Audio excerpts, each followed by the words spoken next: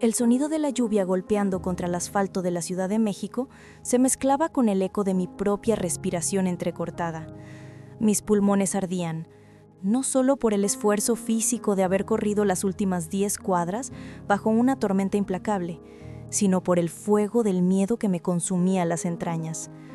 La llamada que había recibido 15 minutos antes todavía resonaba en mi cabeza como una sentencia de muerte. Tu padre ha sufrido un accidente cerebrovascular masivo.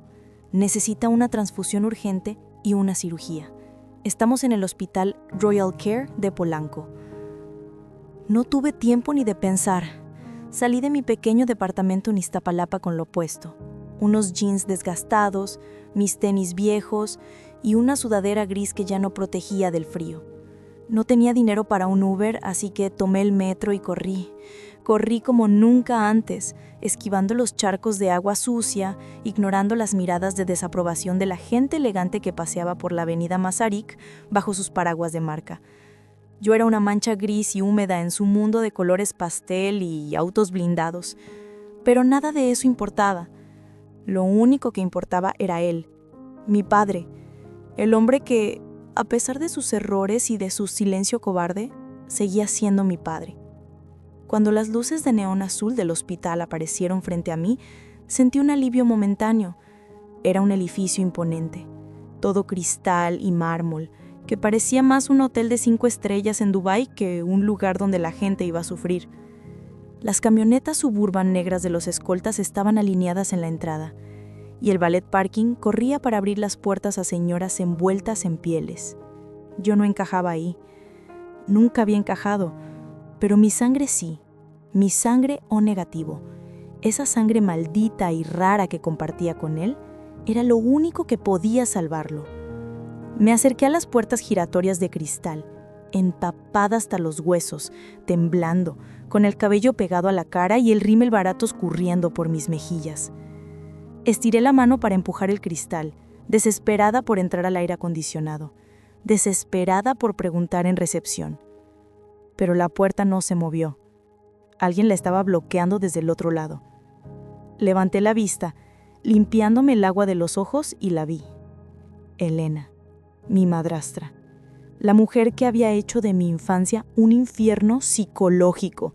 La mujer que siempre me miró como si yo fuera un error de cálculo en la contabilidad de su vida perfecta.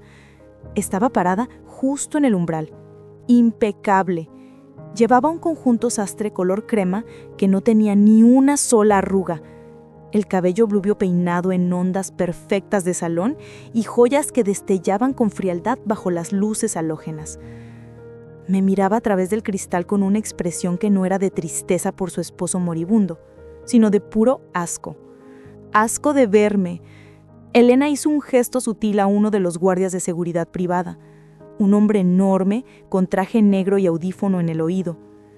El guardia se interpuso en mi camino antes de que pudiera intentar entrar por los costados.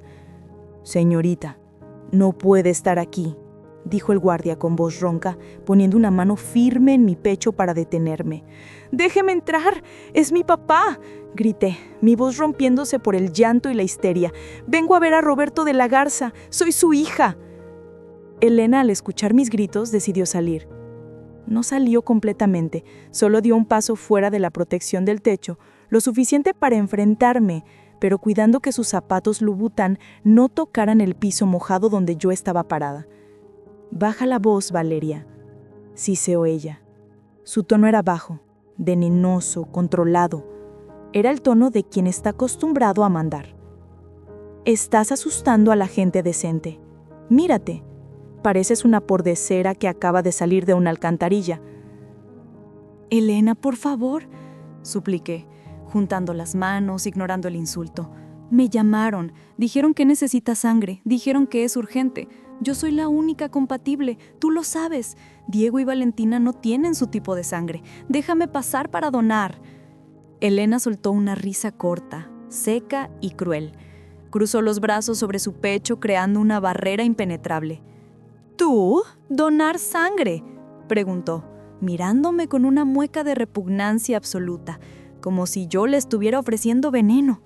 ¿Crees que voy a permitir que metan tu sangre sucia y corriente en las venas de mi esposo? Esa sangre de barrio bajo que heredaste de tu madre. Preferiría verlo muerto antes que contaminado por ti.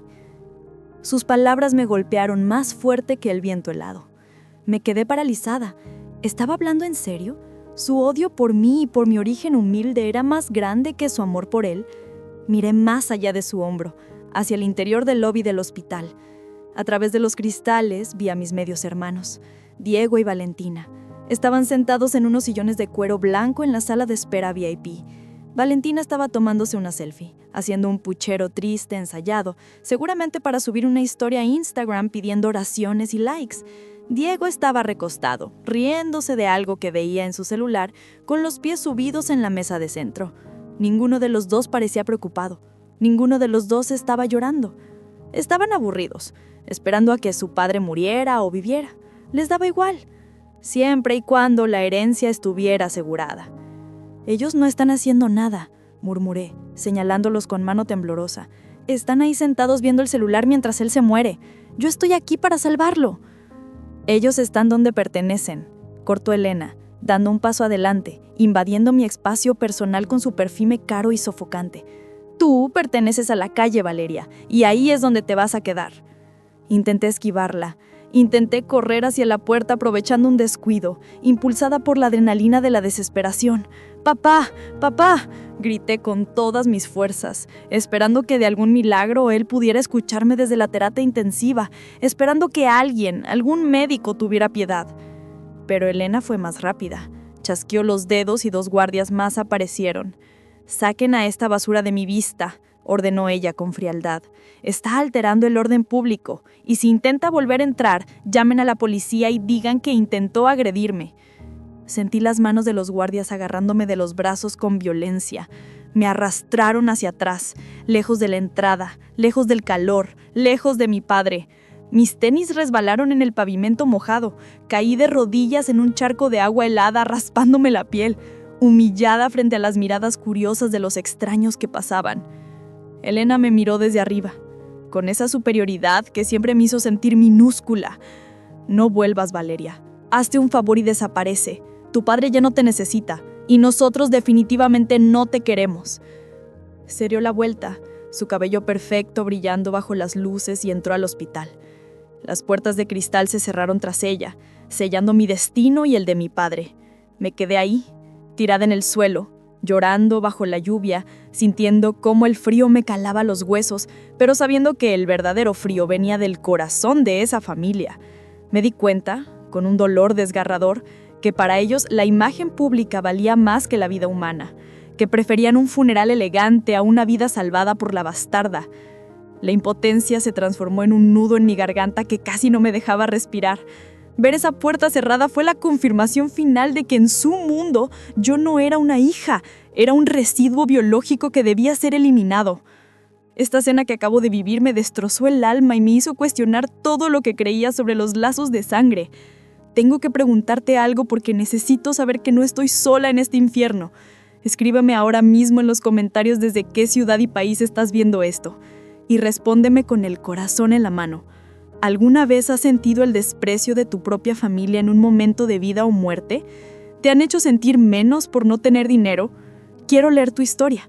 Por favor, suscríbete al canal y dale un fuerte like a este video para darme fuerzas, porque lo que hice después de levantarme de ese charco va a cambiar la historia de esa familia para siempre. Me quedé allí, tirada en el suelo de concreto áspero, mientras la lluvia fría de la Ciudad de México caía sobre mí como si el cielo mismo estuviera llorando mi desgracia. El agua se mezclaba con la tierra del jardín ornamental de la entrada, formando un barro grisáceo que manchaba mis jeans y mis manos raspadas.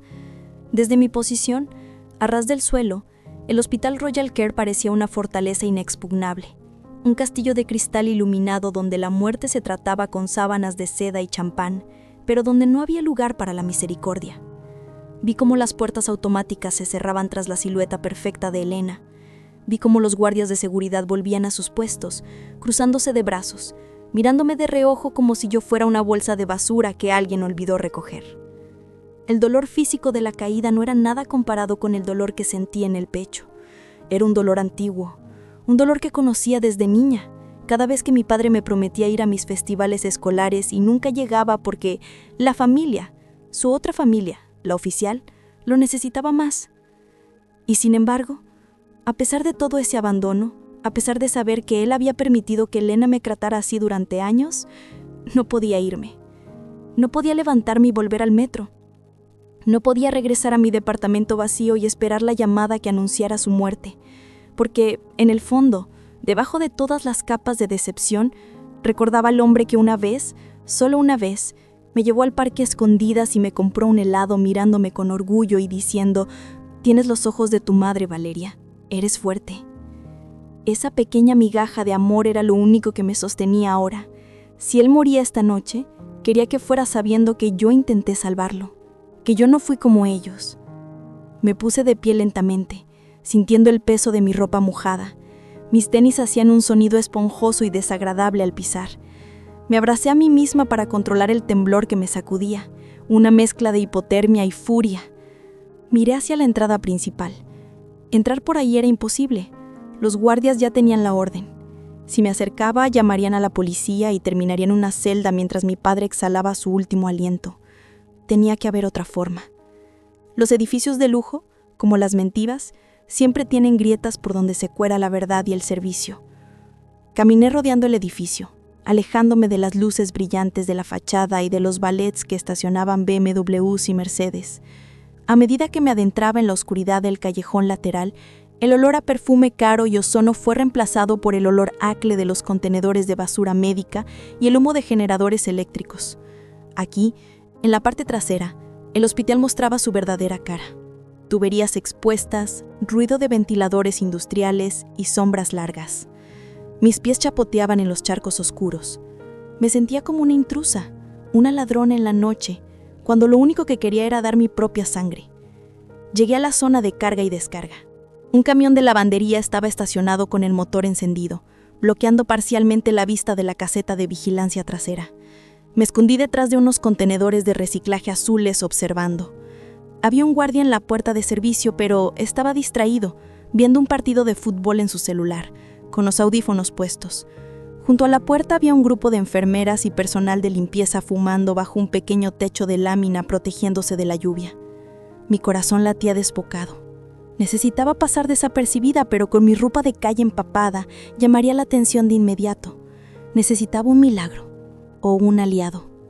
Y entonces, entre el humo del cigarro y la lluvia, escuché una voz familiar, una voz ronca y cálida, que me transportó 10 años atrás. «Pues yo les digo que el don Roberto siempre fue bueno con la raza. El problema es la bruja de su mujer». Me congelé. Entorné los ojos para ver mejor a través de la llovizna. Era un hombre mayor con el uniforme gris de intendencia, apoyado en una escoba. Tenía el cabello completamente blanco ahora, pero reconocería ese bigote en cualquier parte. Era don Ramón, el antiguo jardinero de la casa grande, el hombre que, cuando yo era niña y mi mamá me llevaba a la puerta de servicio para intentar ver a mi papá, siempre me regalaba una flor o un dulce, a escondidas de Elena. Elena lo había despedido hacía años acusándolo falsamente de robar unas herramientas, pero al parecer había encontrado trabajo aquí. No lo pensé 2 veces. Era mi única oportunidad. Salí de las sombras y corrí hacia él antes de que el miedo me paralizara. «Don Ramón», susurré fuerte, acercándome al grupo. Las enfermeras se sobresaltaron. El guardia levantó la vista, pero don Ramón se quedó mirándome, entornando los ojos. «¿Quién?», empezó a decir, y luego sus ojos se abrieron con reconocimiento y horror. «¿Valerita? ¿Niña Valeria?». Me acerqué a él, temblando, chorreando agua. «Don Ramón, ayúdeme por favor», supliqué, tomándole las manos callosas. «Es mi papá, está arriba, se está muriendo. Elena no me deja entrar, me echaron a la calle. Necesito darle sangre». El grupo de empleados se quedó en silencio. Todos conocían los chismes, todos sabían quién era la otra hija. Pero ver la realidad, ver a una chica joven empapada y humillada suplicando por la vida de su padre, era diferente a escucharlo en los pasillos. Don Ramón miró mi estado lamentable. Su rostro se endureció con una mezcla de pena y rabia. «Maldita sea», murmuró. Esa mujer no tiene perdón de Dios. Te dejaron aquí afuera como a un perro. Ramón, si la ven aquí nos van a correr a todos, dijo una de las enfermeras, nerviosa, mirando hacia la cámara de seguridad. Que nos corran, respondió Ramón, desafiante. Esta niña es la única que tiene corazón en esa familia. Yo la conocí de chiquita. Ella no viene a pedir dinero, viene a dar vida. Ramón se quitó su propia chamarra de trabajo, una prenda gruesa e impermeable con el logo del hospital, y me la puso sobre los hombros. El calor de la prenda me hizo sollozar de alivio. Escúchame, hija, me dijo bajando la voz. No puedes subir por los elevadores principales. Están controlados con tarjeta magnética para el piso VIP. La señora Elena tiene bloqueado todo. Entonces, ¿cómo subo?, pregunté, desesperada. El montacargas de residuos, dijo él, señalando una puerta metálica pesada. Yo tengo la llave.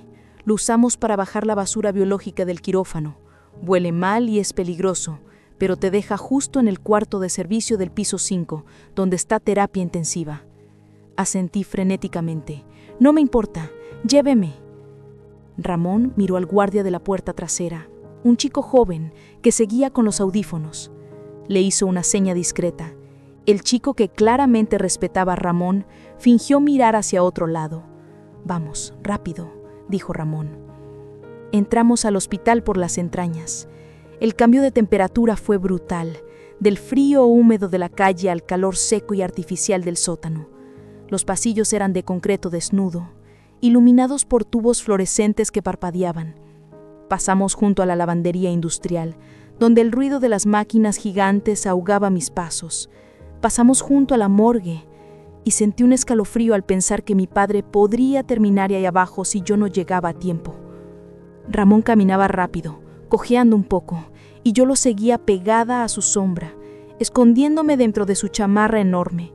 Me sentía como una espía en territorio enemigo, infiltrándome en un mundo que había sido diseñado explícitamente para excluirme. Llegamos al montacargas. Era un ascensor viejo, grande, con paredes de metal rayado. Ramón sacó una llave maestra colgada de su cinturón y la giró en el panel.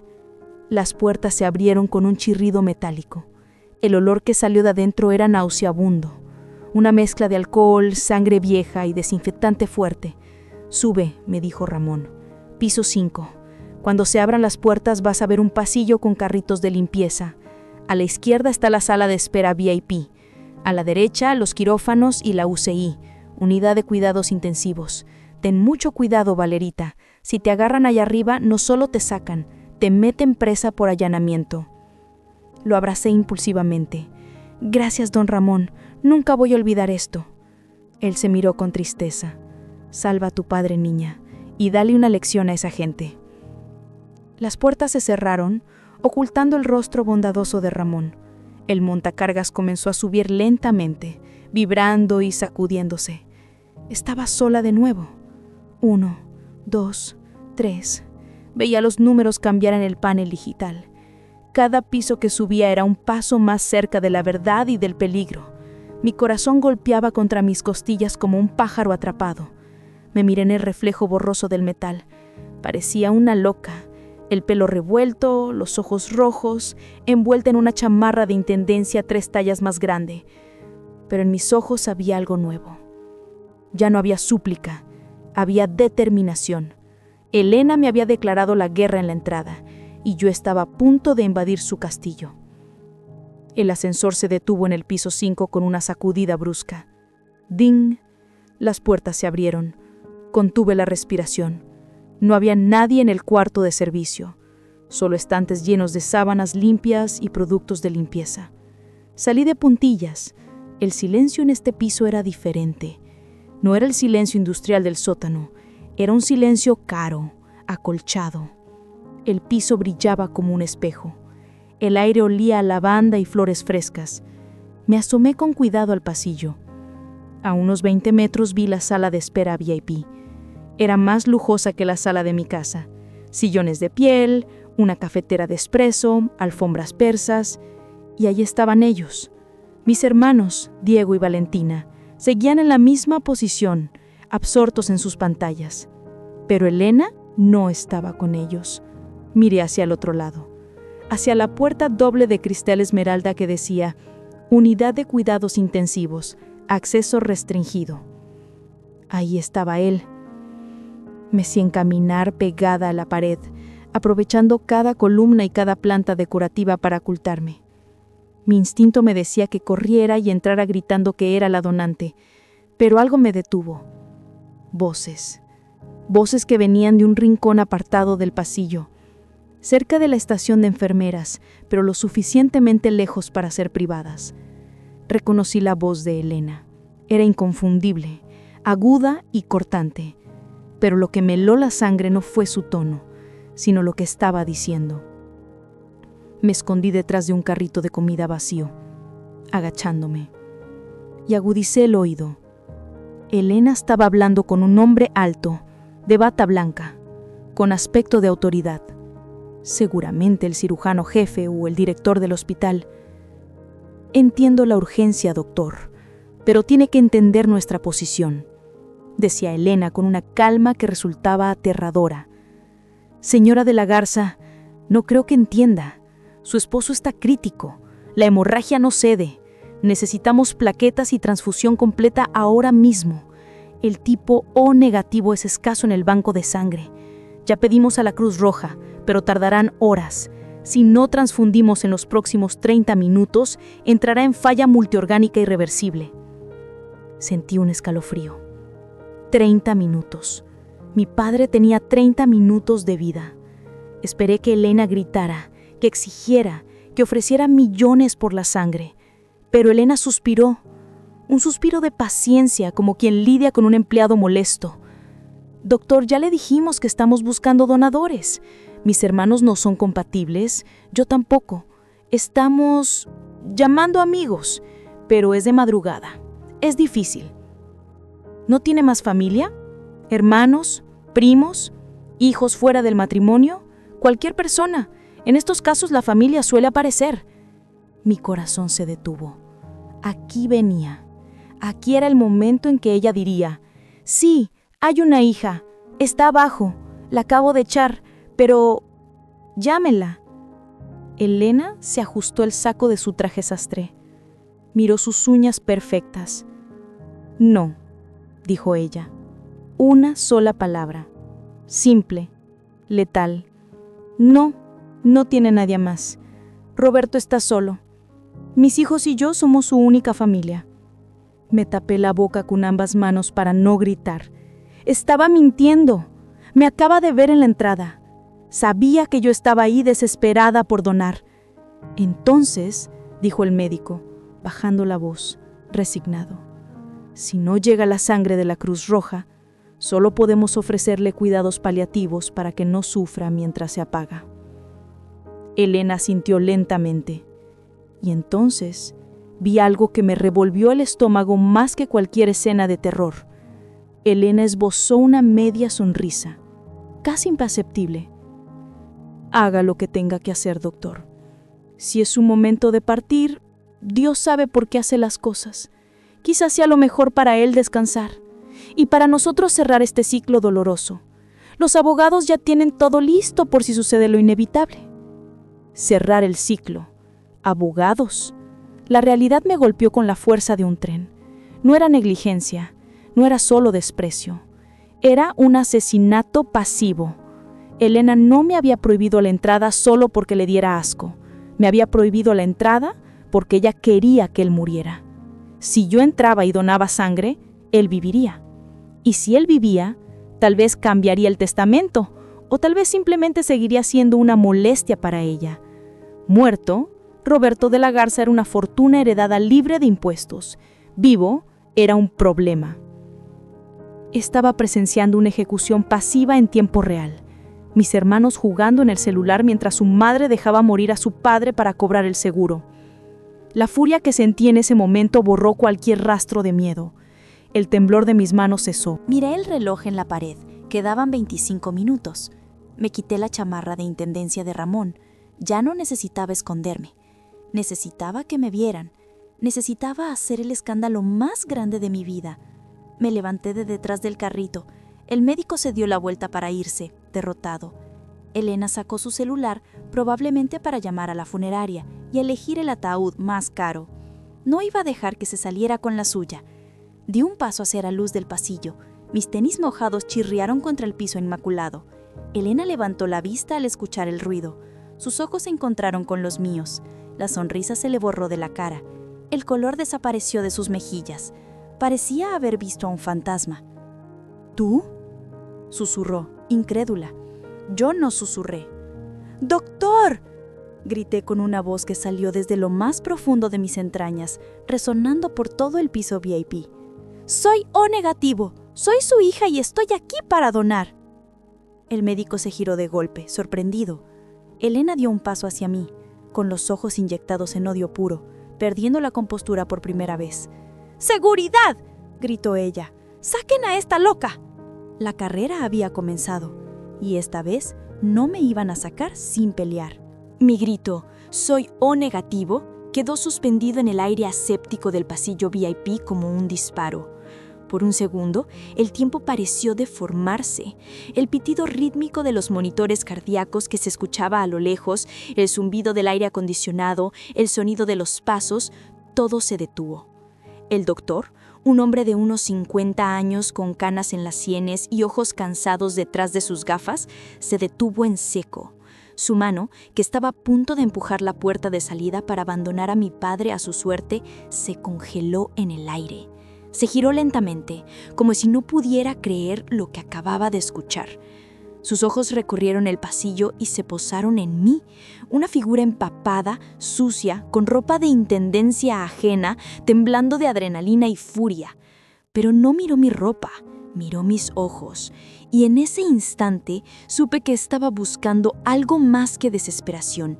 Estaba buscando la verdad genética. Elena reaccionó una fracción de segundo después, pero su reacción fue visceral, animal. El pánico que vi en sus ojos al ser descubierta se transformó instantáneamente en una ira volcánica. Su plan perfecto, ese plan silencioso de dejar morir a su esposo naturalmente para cobrar la herencia sin mancharse las manos, acababa de ser bombardeado por la hija bastarda que ella creía haber eliminado en la acera. «No le escuche», chilló Elena, perdiendo totalmente la compostura elegante de dama de sociedad. Su voz se quebró, aguda y estridente. «Es una loca, es una acosadora que nos ha estado siguiendo. Seguridad, llévensela ahora mismo». Los dos guardias de seguridad privada que custodiaban el pasillo, hombres enormes contratados no para proteger el hospital, sino para proteger la privacidad de la familia de la Garza, se lanzaron hacia mí como perros de presa obedeciendo a su dueña. Yo no retrocedí, no esta vez. Había pasado toda mi vida retrocediendo ante Elena. Había pasado toda mi niñez bajando la cabeza, pidiendo perdón por existir, aceptando las obras de cariño de mi padre. Pero esta noche, con la vida de él pendiendo de un hilo y la certeza de su asesinato pasivo quemándome la sangre, el miedo había desaparecido. Cuando el primer guardia intentó agarrarme del brazo, giré el cuerpo y le di un empujón con todas mis fuerzas. Obviamente él era más fuerte, pero no esperaba mi resistencia. «No me toques», rugí al guardia. Y luego miré directamente al médico ignorando a Elena. «Doctor, me llamo Valeria de la Garza. Soy su hija. Tengo su mismo tipo de sangre. Pregúntele a ella por qué no quiere que done». Elena se abalanzó hacia mí, interponiéndose físicamente entre el médico y yo. Me empujó con sus manos perfectamente manicuradas, clavándome las uñas en el hombro a través de la chamarra prestada. «Cállate, maldita marginal», me escupió en la cara, sus ojos desorbitados. «Tú no eres nadie, no eres familia, solo vienes a robar. Sáquenla, si la dejan hablar, los despido a todos».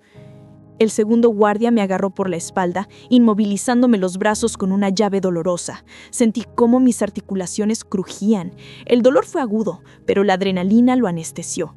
Me arrastraron hacia atrás, mis tenis resbalando en el piso pulido, dejando marcas de barro que ensuciaban la perfección del entorno.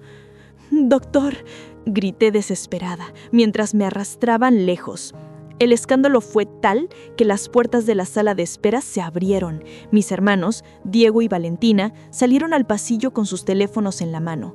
grabando. No salieron a ayudar, no salieron a defenderme, salieron porque el ruido interrumpía su aburrimiento. ¡Ay, qué oso!, decía Valentina, enfocándome con su iPhone mientras me forcejeaba con los guardias. La gata de Valeria se metió al hospital. ¡Qué vergüenza! Diego se reía mientras su padre agonizaba a 10 metros y su hermana era violentada. Esa imagen, la de sus risas y la indiferencia de sus rostros, se grabó en mi memoria para siempre. Eran cómplices por omisión, parásitos esperando que el huésped muriera para alimentarse. Pero el doctor no se había movido. Estaba observando la escena con una expresión indescifrable. Era un hombre de ciencia, acostumbrado a los hechos, y lo que estaba viendo no encajaba con la narrativa de la esposa afligida. Veía a una mujer, Elena, más preocupada por silenciar a una chica que por conseguir la sangre que su marido necesitaba. Veía a una joven luchando no por dinero, sino por la oportunidad de que le clavaran una aguja. ¡Alto! La voz del médico no fue un grito, fue una orden tajante, autoritaria, de alguien acostumbrado a mandar en situaciones de vida o muerte. Resonó más fuerte que los chillidos de Elena. Los guardias se detuvieron, dudando. Aún me tenían sujeta, pero aflojaron un poco el agarre. El doctor caminó hacia nosotros. Sus pasos eran lentos, deliberados. Se detuvo frente a Elena. Señora de la Garza, le voy a hacer una pregunta. Y quiero que piense muy bien su respuesta porque hay cámaras de seguridad grabando esto y hay testigos. Señaló a las enfermeras que se habían asomado. Esta joven dice que es hija del paciente y que es O negativo. Usted me dijo hace 5 minutos que no había más familia y que no había donantes. ¿Está usted impidiendo deliberadamente que una posible donante compatible salve la vida de su esposo? El color desapareció del rostro de Elena. Abrió la boca para hablar, pero el médico levantó una mano para callarla. Porque si es así, continuó el doctor con un tono gélido, eso se llama obstrucción médica y podría considerarse intento de homicidio imprudencial, y yo mismo llamaré al Ministerio Público. La palabra homicidio flotó en el aire como una nube tóxica. Elena miró a los guardias, miró a sus hijos que habían dejado de grabar asustados y finalmente me miró a mí. Su odio seguía ahí, intacto, pero el miedo a la cárcel fue más fuerte. Soltó una risa nerviosa, acomodándose el cabello. Doctor, por favor, no sea ridículo, solo trato de proteger a mi marido. Esta chica es ilegítima, es una drogadicta, su sangre está sucia, podría matarlo con alguna enfermedad. Solo quería evitar un riesgo sanitario. Eso lo decido yo con un análisis rápido, cortó el médico. Se giró hacia mí, me miró a los ojos, ignorando mi aspecto sucio. ¿Cómo te llamas? Valeria. Valeria de la Garza. Y estoy limpia. No tomo, no fumo, no me drogo, hago deporte, estoy sana. Por favor, pruébeme. El médico asintió. Suéltela, ordenó a los guardias. Los guardias miraron a Elena. Ella no dijo nada, solo apretó los labios hasta que se pusieron blancos. Me soltaron. Caí de rodillas al suelo, agotada, pero me levanté al instante. Ven conmigo, me dijo el médico. No tenemos tiempo, le quedan menos de 15 minutos. Empecé a caminar hacia él, cojeando un poco por el golpe de la caída. Cuando pasé junto a Elena, se inclinó hacia mí. Fue un movimiento rápido, como el de una víbora. Me agarró del brazo con fuerza, clavándome las uñas una última vez y me susurró al oído para que nadie más escuchara. Puedes darle tu sangre, estúpida, pero si sobrevive, te vas a arrepentir. Voy a hacer que desees haberte muerto en ese charco afuera. Te voy a destruir. Me detuve. La miré a los ojos. Estábamos a centímetros de distancia. Pude ver las arrugas de amargura debajo de su maquillaje perfecto. Pude ver el miedo detrás de su amenaza. Ya intentaste destruirme toda la vida, Elena, pero hoy no vas a ganar. Hoy mi sangre vale más que tu dinero. Me solté de un tirón y corrí hacia el médico que ya estaba sosteniendo la puerta de la unidad de cuidados intensivos abierta para mí. Cruzar ese umbral fue como entrar en otro mundo. El ruido del pasillo, los gritos de Elena, los rizos de mis hermanos, todo desapareció al cerrarse las puertas herméticas. De repente, todo era silencio, pitidos rítmicos y luz blanca. Enfermera, gritó el médico. «Preparen una vía central. Tenemos donante O negativo. Traigan el kit de tipificación rápida ahora». 2 enfermeras corrieron hacia mí. No me miraron con asco por mi ropa sucia. Me miraron con urgencia. Me sentaron en una silla reclinable justo al lado de una cortina de cristal. Y entonces lo vi, a través del cristal. Mi padre. Estaba conectado a más tubos de los que podía contar. Un ventilador mecánico bombeaba aire en sus pulmones. Su piel, usualmente bronceada por el golf, estaba gris, cerúlea, casi transparente.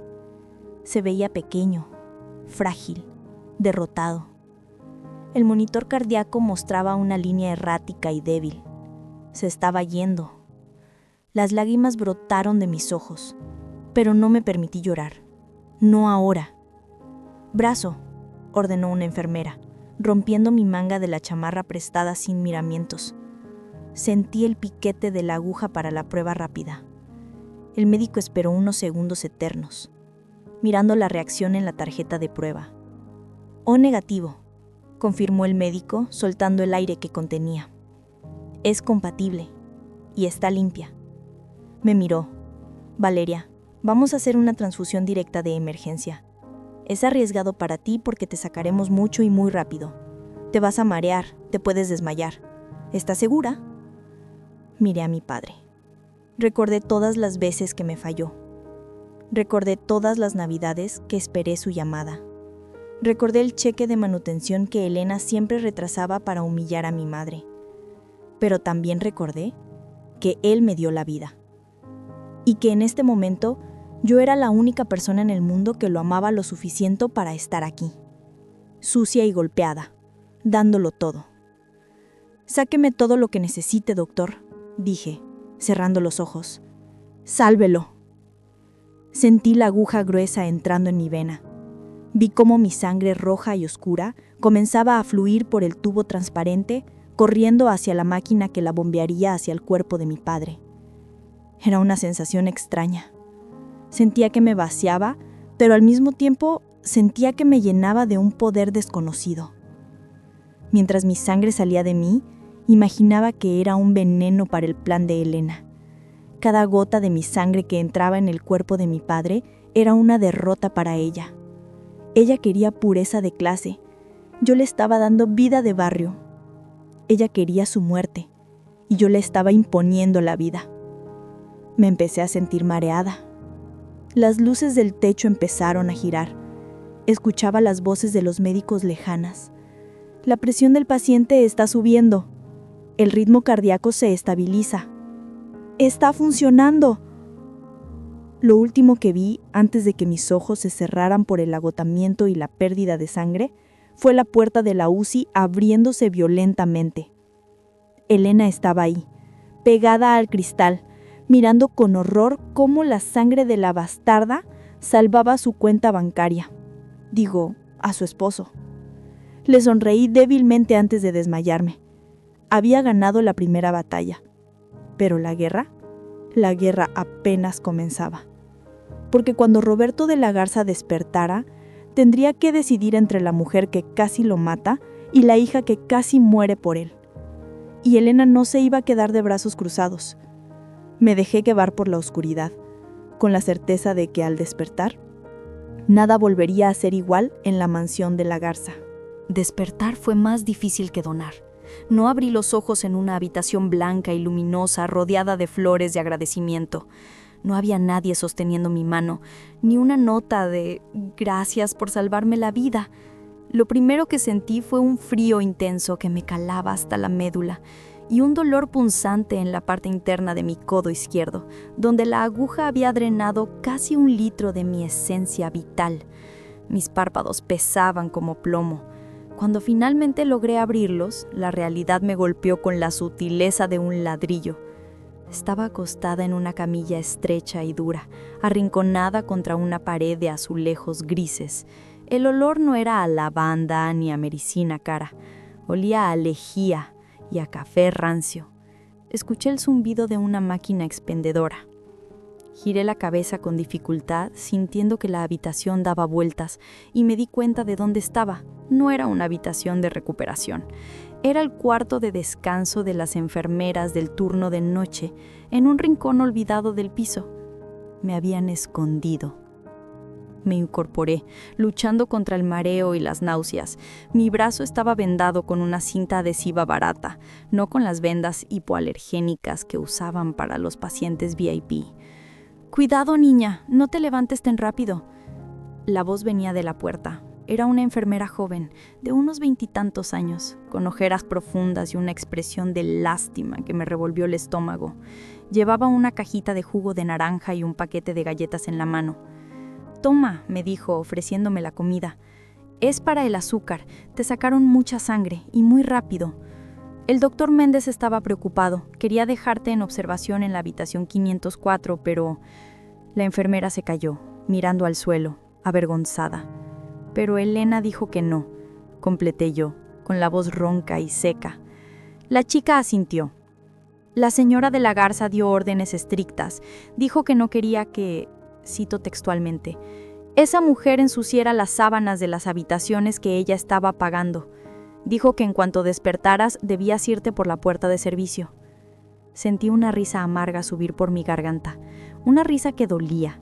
Me acababan de drenar la vida para salvar a su marido y ella ni siquiera me permitía recuperar el aliento en una cama decente.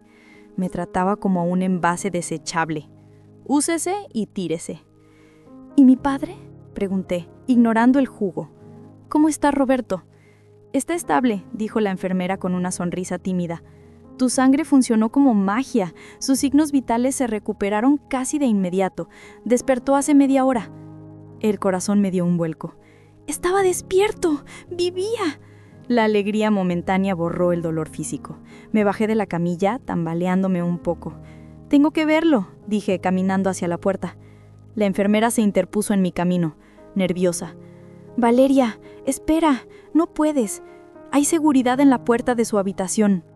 La señora de la Garza y sus hijos están ahí dentro. Si vas, va a haber problemas». «Me importa un carajo si hay problemas», estallé, y la adrenalina volvió a correr por mis venas vacías. «Le salvé la vida. Tengo derecho a que me mire a los ojos y sepa que fui yo. Tengo derecho a que sepa que Elena lo quería dejar morir». Aparté a la enfermera con suavidad, pero con firmeza, y salí al pasillo. El hospital estaba más tranquilo ahora. La luz del amanecer empezaba a filtrarse por los ventanales al final del corredor, pintando el piso de mármol de un tono gris melancólico. Me sentía como un fantasma, una sombra caminando por los pasillos del poder, invisible pero presente. Cada paso me costaba. Mis piernas temblaban, pero la furia era un motor poderoso. Caminé hacia la unidad de cuidados intensivos, hacia la habitación privada de cristal donde habían trasladado a mi padre. A medida que me acercaba, vi a los 2 guardias de seguridad de antes. Estaban sentados en sillas plegables fuera de la habitación, tomando café. Al verme se pusieron de pie, tensos. «Señorita, le dijimos que se fuera», dijo uno de ellos, llevando la mano a su cinturón. Me detuve, a 5 metros de ellos. «Solo quiero verlo a través del cristal», dije, levantando las manos en señal de paz. «No voy a entrar, solo quiero ver que está bien». Los guardias se miraron. Sabían lo que había pasado, sabían que yo había donado. Incluso los mercenarios tienen un límite de crueldad. «Rápido», dijo el guardia más viejo. «Y no haga ruido, la familia está adentro». Me acerqué a la ventana de observación. La persiana estaba parcialmente abierta. Lo que vi y lo que escuché a continuación me destrozó más que cualquier rechazo anterior. Fue una puñalada trapera en el alma. Mi padre estaba despierto. Estaba pálido, rodeado de máquinas, pero tenía los ojos abiertos y la mascarilla de oxígeno retirada momentáneamente. Elena estaba sentada a su lado, sosteniendo su mano con ambas suyas, llorando lágrimas que, desde mi posición, parecían de cocodrilo. Diego y Valentina estaban al pie de la cama, poniendo caras de ángeles preocupados. Me pegué al cristal frío para escuchar. El aislamiento acústico no era perfecto. Podía escuchar las voces amortiguadas. «Pensé que me moría, Elena», susurró mi padre con voz débil y rasposa. Sentí que me iba. «Shh, mi amor, no hables», dijo Elena acariciándole la frente con una ternura que me dio náuseas. Fue horrible. Estábamos desesperados. Los médicos no tenían sangre. Decían que no había esperanza. ¿Y cómo lo lograron?, preguntó él. Aquí venía la verdad. Este era el momento. Esperé escuchar mi nombre. Esperé que escuchar... Valeria vino. Pero Elena suspiró, secándose una lágrima falsa. Fue un milagro, Roberto. Moví cielo y tierra. Llamé al senador Gómez, llamé a mis contactos en Houston, conseguimos que trajeran sangre compatible en un helicóptero privado desde Toluca. Me costó una fortuna, tuvimos que vender unas acciones de emergencia en la madrugada, pero no me importó el dinero, solo me importaba salvarte. Sentí que el suelo se abría bajo mis pies. ¡Mentirosa! ¡Maldita mentirosa! Estaba robándome el mérito. Estaba convirtiendo mi sacrificio físico, mi sangre literal, en una transacción financiera heroica de ella. Estaba borrándome de la historia de la supervivencia de mi padre. Gracias, Elena, dijo mi padre apretando su mano débilmente. Siempre cuidando de mí. Y mis hijos, gracias por estar aquí. Miró a Diego y a Valentina. Papá, estábamos súper asustados. Yo recé muchísimo. Sí, pa, no nos movimos de aquí, añadió Diego, el mismo que estaba viendo videos de risa mientras su padre se desangraba. Y... Mi padre dudó un segundo y mi corazón se detuvo. ¿Y Valeria? ¿Llamaron a Valeria? Elena se tensó. Vi cómo su espalda se ponía rígida. Ay, Roberto, no quería decirte esto ahora, estás muy débil, pero tienes que saberlo. ¿Qué pasó?, preguntó él preocupado. La llamamos, mintió Elena. La llamamos en cuanto entraste a urgencias. Le dijimos que te estabas muriendo. Le rogamos que viniera por si necesitábamos algo. Y... vino, dijo Elena. Mi esperanza renació por un microsegundo. ¿Iba a decir una verdad a medias? Vino hasta la recepción, continuó Elena. Pero no quiso subir a verte. Dijo que si queríamos que subiera a donar o a verte, teníamos que darle 100,000 pesos en efectivo ahora mismo. Dijo que no iba a desperdiciar su tiempo si no había herencia anticipada. Sentí que el suelo se abría bajo mis pies. ¡Mentirosa! ¡Maldita mentirosa! Estaba borrándome. Estaba convirtiendo mi presencia en el hospital para confirmar los peores miedos de mi padre, que solo lo quería por interés. ¿Dijo eso?, preguntó mi padre con los ojos llenos de dolor. Sí, pa, intervino Diego, apoyando la mentira de su madre. Yo la escuché gritar en el lobby. Estaba haciendo un escándalo, exigiendo dinero a los guardias mientras tú te morías aquí arriba. Tuvimos que pedir que la sacaran porque estaba avergonzándonos. Vi cómo la expresión de mi padre cambió. El dolor físico fue reemplazado por una decepción profunda, una tristeza oscura. Cerró los ojos y giró la cabeza hacia el otro lado. Ya veo, susurró. Siempre supe que el resentimiento de esa niña era grande, pero no creí que fuera capaz de mercadear con mi vida. No pienses en ella, mi amor, dijo Elena besándole la mano. Nosotros estamos aquí, nosotros te salvamos, tu familia real. No pude aguantar más. La furia rompió cualquier barrera de fuego o debilidad. Empujé la puerta de la habitación con tal violencia que chocó contra la pared, haciendo un estruendo que hizo saltar a todos. ¡Mentira!, grité, entrando en la habitación como un huracán herido. ¡Todo es mentira! Elena se puso de pie, de un salto, interponiéndose entre la cama y yo. Diego y Valentina retrocedieron asustados. Mi padre abrió los ojos, sobresaltado. Me miró. Vio mi ropa sucia, mi palidez, el vendaje en el brazo. ¡Valeria!, exclamó Elena. ¡Seguridad! ¡Entró la loca! No soy ninguna loca, papá, grité, señalando mi brazo vendado, ignorando a Elena. Mírame, mira mi brazo, soy yo. Yo te di la sangre. Ellos te querían dejar morir. Elena le dijo al médico que no había donantes. ¡Cállate!, chilló Elena, empujándome. Roberto, está drogada. Vino a pedir dinero, te lo dije. No quiero tu dinero, lloré, tratando de acercarme a la cama, pero Diego se puso en medio, empujándome con fuerza. Papá, escúchame. Me sacaron 1 litro de sangre hace 1 hora. Pregúntale al doctor Méndez. Por eso estás vivo. Es mi sangre la que corre por tus venas, no la de un helicóptero fantasma. Mi padre me miró. Estaba confundido, aturdido por los medicamentos y por las versiones contradictorias. Miró mi brazo vendado. Hubo un segundo de duda en sus ojos. ¿Valeria?, dijo él, con voz temblorosa. Papá, por favor, créeme, supliqué, extendiendo la mano hacia él. Siente mi mano, estoy helada, porque te di mi vida. Pero Elena jugó su última carta, la carta del miedo. Roberto, cuidado, gritó ella. Trae algo en la mano, te quiere hacer daño. Era mentira, yo no traía nada, pero el miedo instintivo de un hombre vulnerable funcionó. Mi padre retrocedió en la almohada asustado. ¡Sáquenla!, ordenó Elena a los guardias que acababan de entrar corriendo. Los guardias me agarraron. Esta vez no fueron amables. Me inmovilizaron con fuerza bruta. ¡Papá!, grité, mientras me arrastraban hacia la puerta. Pregunta por el registro médico. No firmes nada, te están mintiendo. Llévensela y llamen a la policía, ordenó Elena, triunfante, volviendo a sentarse al lado de mi padre y acariciándole el pecho para calmarlo. Tranquilo, mi amor, ya pasó. Es la abstinencia. Seguro quería dinero para drogas. Mientras me sacaban al pasillo, vi por última vez la cara de mi padre. No me miraba con agradecimiento, me miraba con miedo y lástima. Elena había ganado.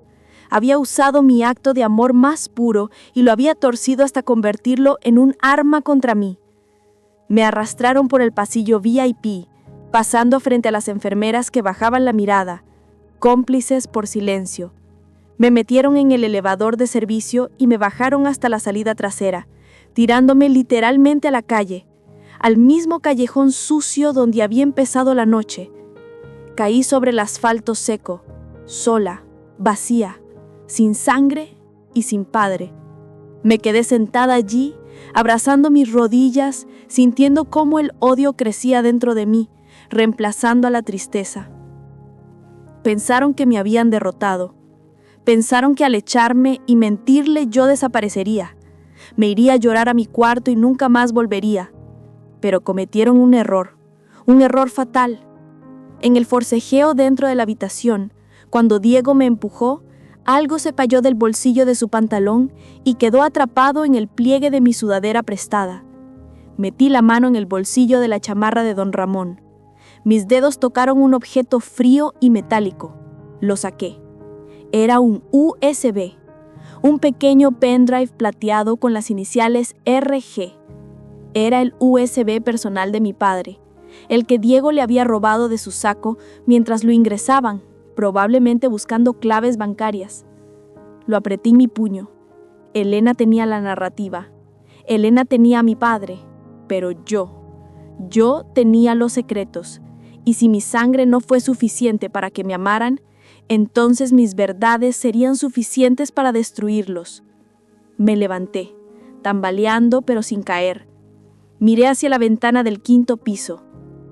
Disfruta tu victoria, Elena, susurré al viento, porque te va a durar muy poco. Caminé hacia la salida del callejón. Ya no corría. Caminaba lento pero firme. Iba a buscar una computadora. Iba a ver qué había en esa memoria. Y luego iba a volver, no como la hija suplicante, sino como la dueña del destino de todos ellos. El viaje de regreso a mi departamento en Iztapalapa fue una nebulosa de dolor y adrenalina fría. En el metro, apretujada entre cuerpos cansados que regresaban del turno de noche, me sentía como un alienígena. Mi brazo palpitaba bajo el vendaje barato, un recordatorio constante de que parte de mí se había quedado en ese hospital de lujo, circulando ahora por las venas del hombre que me había dado la vida, pero no el apellido. Apreté el USB plateado en mi bolsillo hasta que los bordes metálicos se clavaron en mi palma. Esa pequeña pieza de tecnología era lo único que me separaba de la locura total. Era la única prueba tangible de que mi realidad no era la que Elena había pintado.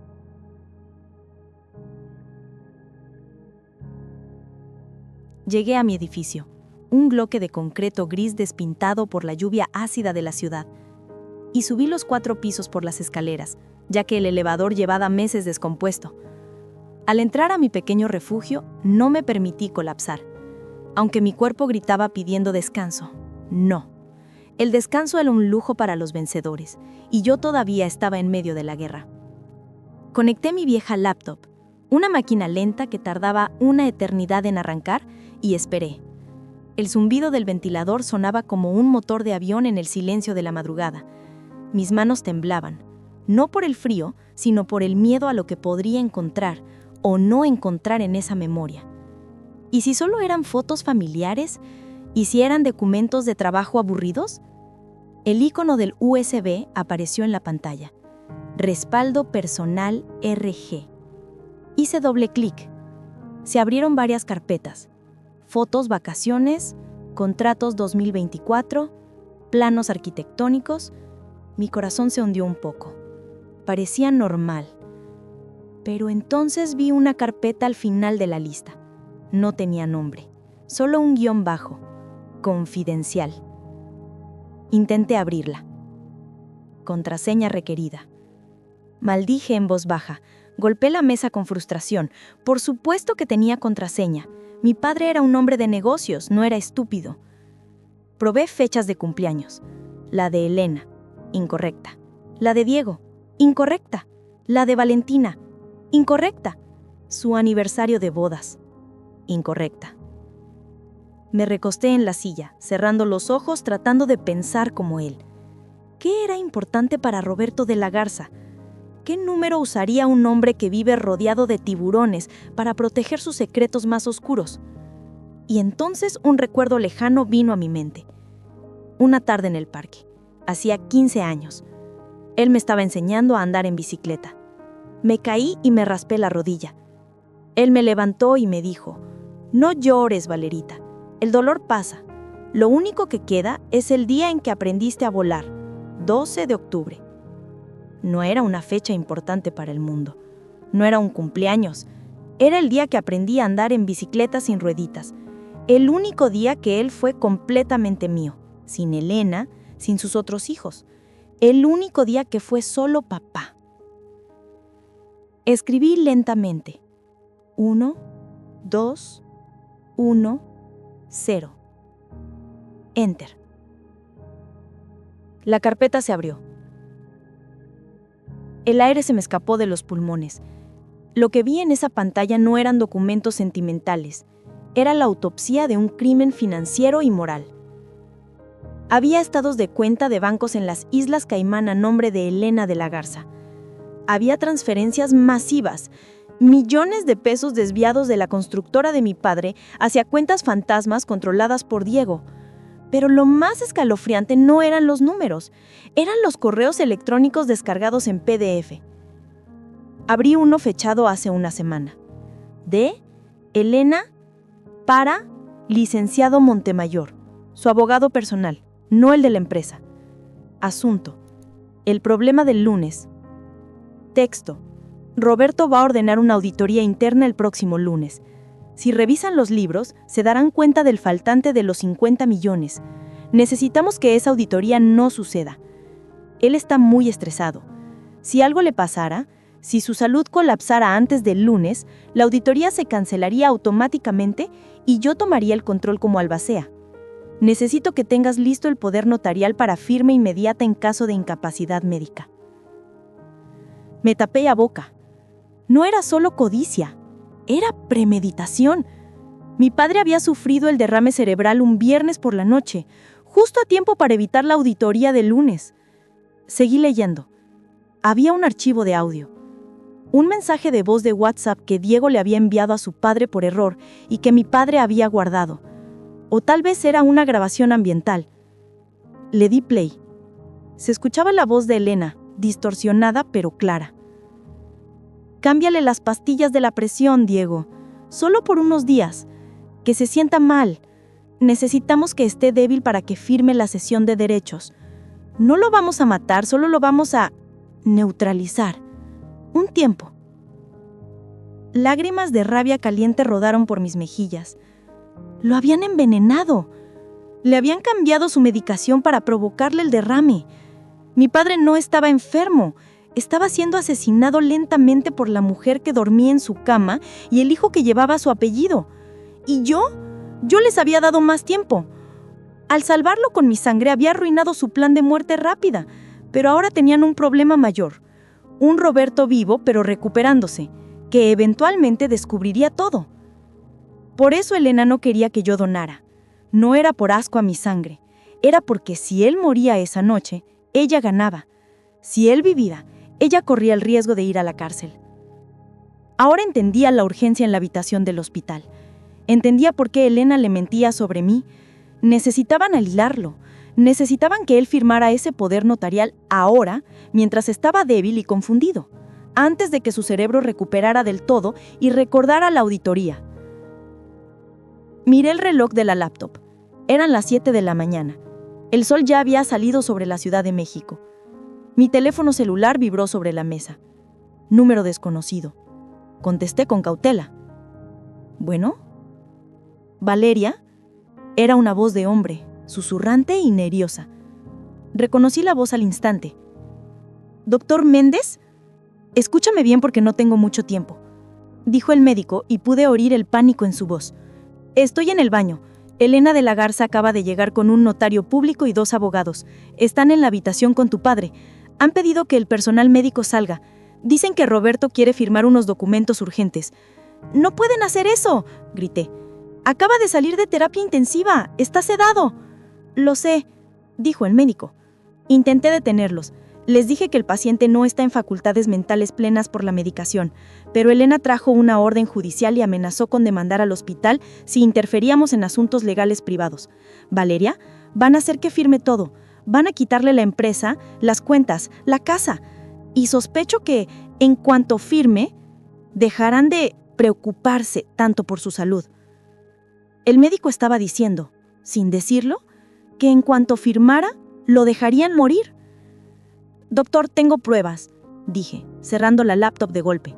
Tengo pruebas de que ellos provocaron el derrame. Tengo pruebas del fraude. ¿Qué? Necesito entrar.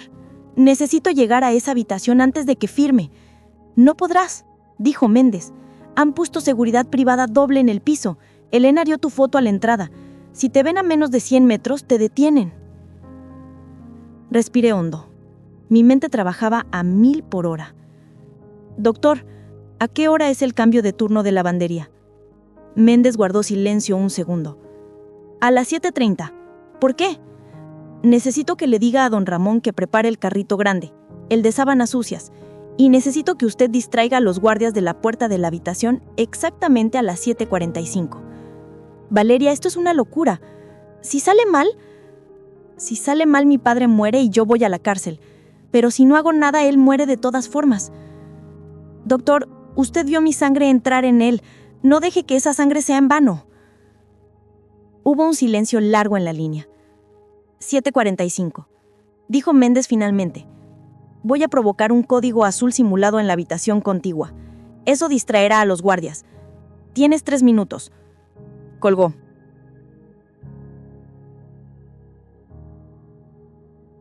Me levanté de la silla. El mareo había desaparecido, reemplazado por una claridad cristalina. Me fui al baño y me lavé la cara con agua fría. Me quité la ropa sucia y manchada de barro. Me puse lo único decente que tenía, un pantalón negro de vestir que usaba para entrevistas de trabajo y una camisa blanca planchada. Me miré al espejo. Estaba pálida, tenía ojeras y el vendaje en el brazo se notaba bajo la tela fina de la camisa.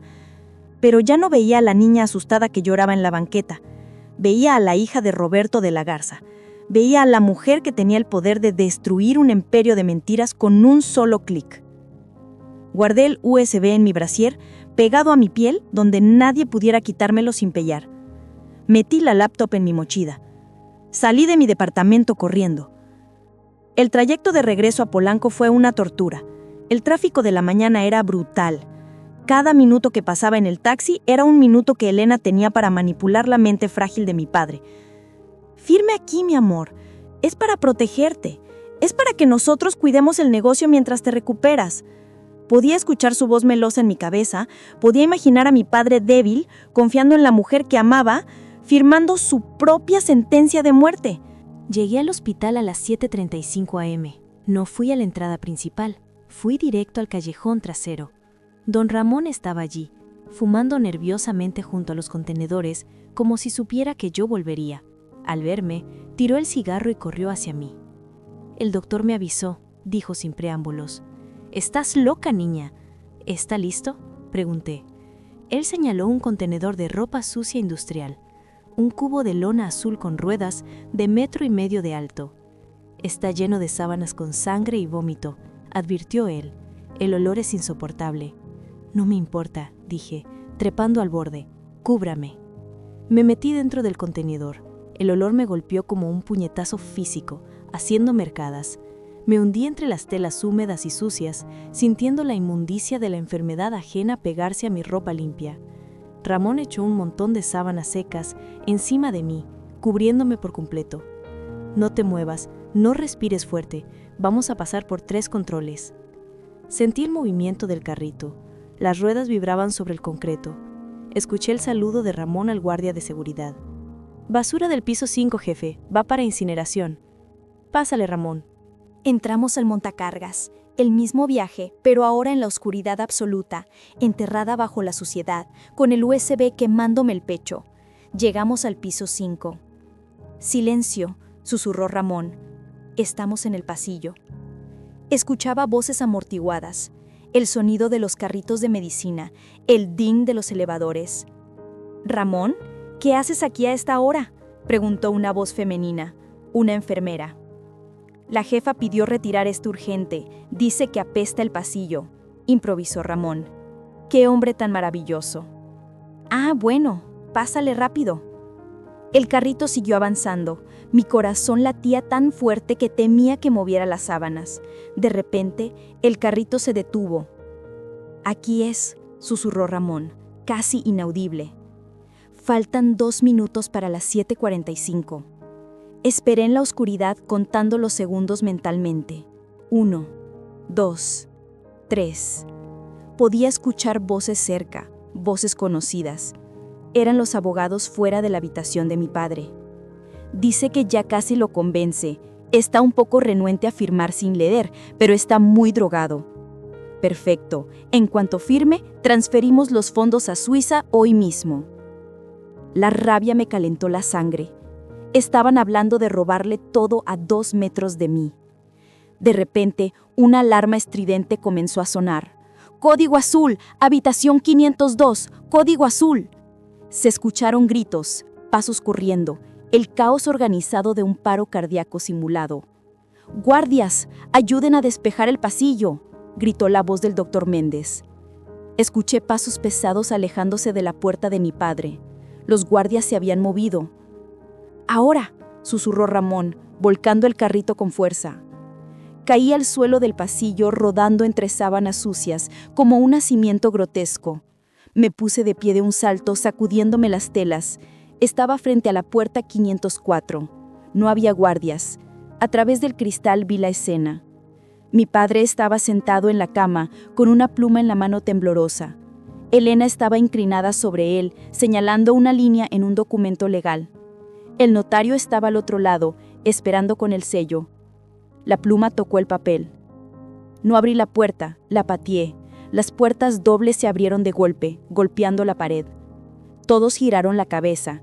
Debí parecer una aparición demoníaca, despeinada, oliendo a hospital sucio, pero con la mirada de un depredador. «¡No firmes, papá!», grité, mi voz desgarrando el silencio falso de la habitación. Elena se enderezó, soltando el documento. Su cara pasó de la sorpresa al terror absoluto en un segundo. «¿Tú?», chilló. «¿Cómo entraste? ¡Seguridad!».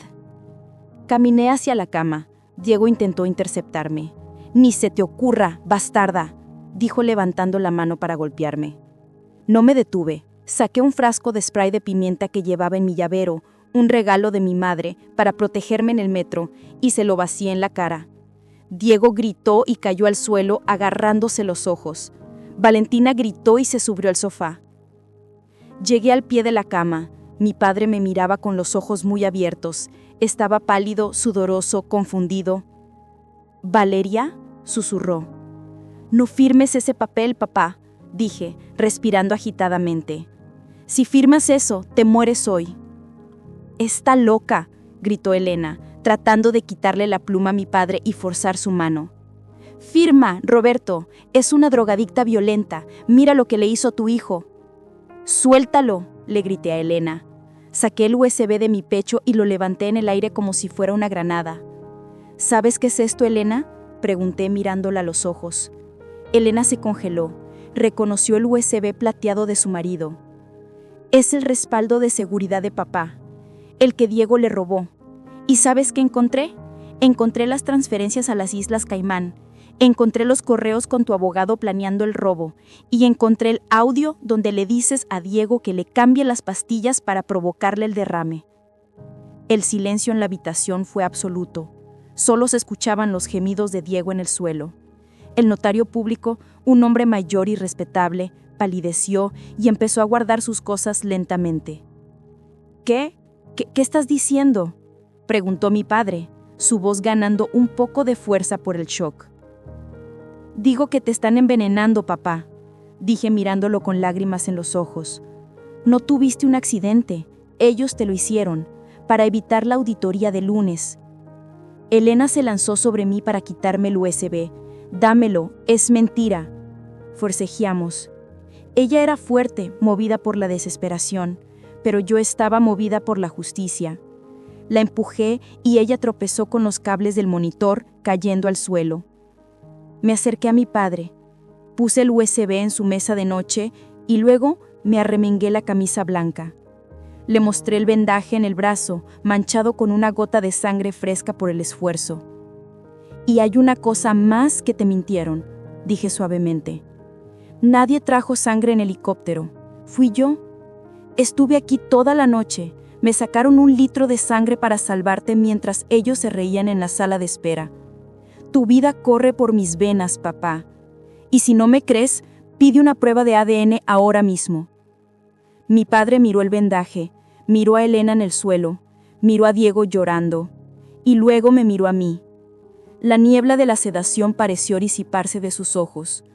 Miró el documento que estaba a punto de firmar. Poder general irrevocable para pleitos, cobranzas y dominio. Con una mano temblorosa, tomó el papel. Elena se enderezó, arreglando su cabello, tratando de recuperar su máscara. Roberto, no la escuches, es una fábula, ella te odia.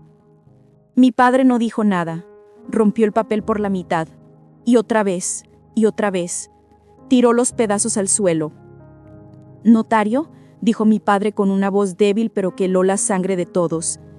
Quiero que levante un acta de hechos, ahora mismo. Luego miró a Elena.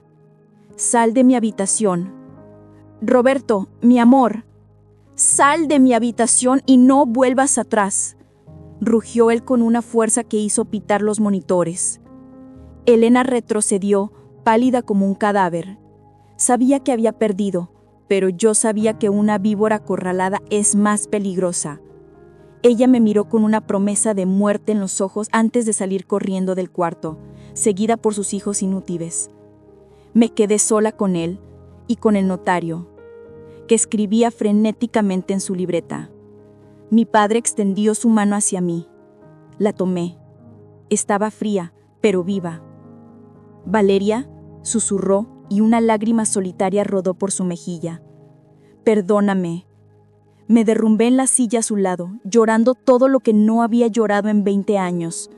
Habíamos ganado la batalla por su vida, pero ahora venía la batalla legal, y Elena no se iba a rendir tan fácil. Ella tenía conexiones, dinero y falta de escrúpulos, pero yo tenía algo mejor. Yo tenía el jefe. Y así, en esa habitación de hospital, manchada de sangre y sudor, comenzó el fin del reinado de terror de los de la Garza y el comienzo de mi era. El silencio que inundó la habitación 504 después de que Elena y sus hijos huyeron no fue un silencio de paz. Fue el silencio ensordecedor que queda después de que explota una bomba. Mi padre, Roberto de la Garza, el tiburón de la construcción, el hombre que nunca mostraba debilidad, se derrumbó. No físicamente, porque ya estaba en cama, sino espiritualmente. Vi cómo los años le caían encima de golpe. Vi cómo la arrogancia se evaporaba, dejando solo a un hombre viejo, enfermo y traicionado por aquellos a quienes había dado todo. El notario público, visiblemente incómodo pero profesional, rompió el hielo. «Don Ruberto, ¿desea que proceda con la revocación de poderes?» Mi padre asintió lentamente, sin apartar la vista de la puerta por donde había salido la mujer con la que compartió 20 años de mentiras. «Revóquelo todo, licenciado», dijo con voz ronca. «Cuentas, propiedades, accesos. Bloquee todo y llame al fiscal general. Quiero denunciar un intento de homicidio». Me quedé sentada a su lado, sintiendo cómo la adrenalina abandonaba mi cuerpo, dejándome temblando de agotamiento. Mi padre giró la cabeza y me miró.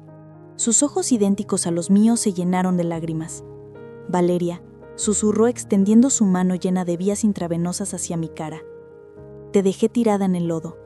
Permití que te trataran como basura. Y aún así, me diste tu sangre». «No lo hice por ti, papá», le respondí con una honestidad brutal que le dolía, pero que era necesaria. «Lo hice porque no soy como ellos. Lo hice porque mi madre me enseñó que la dignidad no se negocia y que la vida es sagrada. Tú me diste la vida biológica, sí, pero mi humanidad, esa me la gané yo sola». Él bajó la cabeza avergonzado. «Voy a pasar el resto de mi vida tratando de merecer esa sangre que me diste». La cacería. Lo que sucedió en las siguientes horas fue una tormenta perfecta de justicia. El doctor Méndez entregó los reportes médicos que mostraban la manipulación de los medicamentos. Yo entregué el USB con los correos incriminatorios y las grabaciones de voz. La policía no tardó en llegar, pero Elena no iba a caer sin pelear. Al verse acorralada y con las cuentas bloqueadas en tiempo real por el notario, Elena intentó huir. No fue al aeropuerto, fue a la mansión de Polanco. Fue a intentar saquear la caja fuerte escondida en el despacho. Lo que ella no sabía es que yo había anticipado ese movimiento.